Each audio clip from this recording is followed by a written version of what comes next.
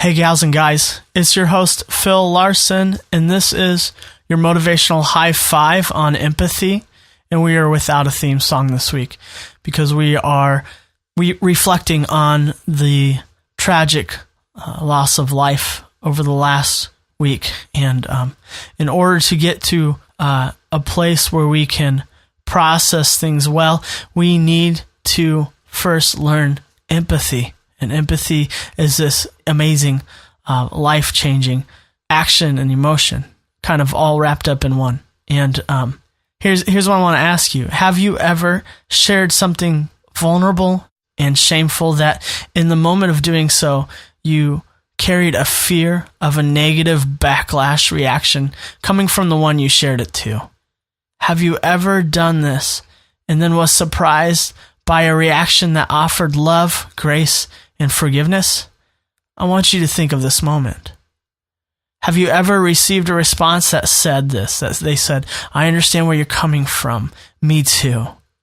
And if you have experienced this, do you remember the weight lifted? Do you remember the relief of no longer carrying this information or this confession alone? The relief that someone is sharing your burden by choosing to travel down a difficult road with you. And do you remember how healing this was? I do. This is the healing power of empathy. To join someone in the identifying with their pain is maybe the greatest gift you can offer to someone or someone can offer to you. In the midst of pain around you, around us right now, will you look for similarities to your own? Will you offer empathy? There's a quote whose source is unknown about empathy that goes like this. Empathy is the hardest thing to give because it requires you to part with your sunshine and dance with your demons.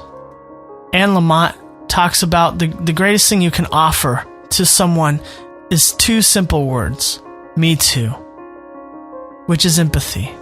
Vulnerability is kind of the precursor to empathy, and we talked about that Anne Lamott quote in our vulnerability episode. Empathy is what changes the world. If you want to be a part of that life change for yourself or for others, lead with vulnerability. Or when vulnerability is offered before you, offer empathy. Choose to see where your pain meets theirs and identify. In the last week where there's a lot of pain, and there's differences, definitely. Some obvious differences as in race, and then some not so obvious differences. Choose to do the hard work of identifying where your pain meets theirs and theirs meets yours.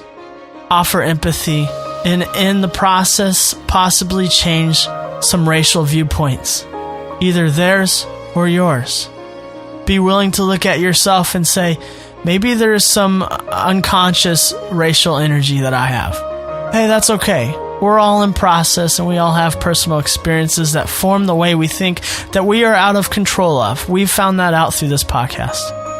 But we have now a chance to take back that control through something called neuroplasticity, where we look into a mirror and we begin to tell ourselves some positive things as an act of rewiring our brain. And when you see and find a reflection of yourself and you give yourself some space to do this today, will you say this? I can align my pain with the pain of others, and in doing so, offer empathy.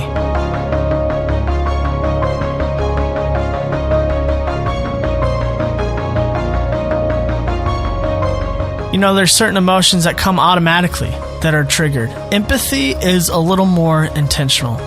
You have to have done the work of identifying your pain and then seeing where it lines up with others. It starts with you.